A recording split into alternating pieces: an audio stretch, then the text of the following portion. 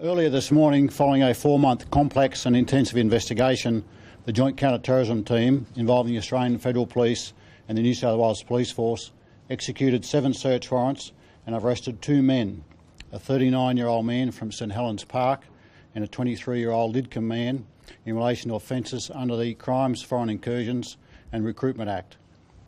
We are alleged that one of the men is responsible for organising travel, arranging overseas contacts and facilitating travel into Syria for Australian citizens to fight on the front line, initially with Jabhat al-Nusra and then over time with other al-Qaeda affiliated groups fighting in Syria.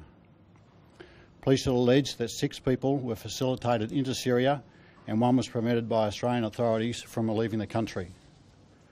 Police will also allege that the other male committed a number of preparatory acts to leave Australia and to travel to Syria to fight in armed hostilities.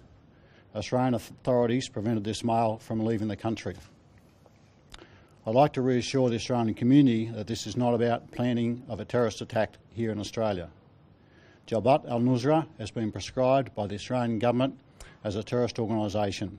Al-Qaeda and its affiliates are also known terrorist organisations. Travelling offshore to be involved in armed conflicts and facilitating travel by others to be involved in these armed conflicts are criminal offences. The law in this area is quite clear.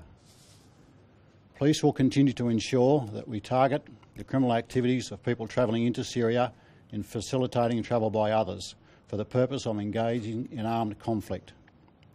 And while we are confident we have dismantled this particular syndicate, law enforcement agencies will continue to investigate and prosecute people travelling to Syria to take part in armed conflict.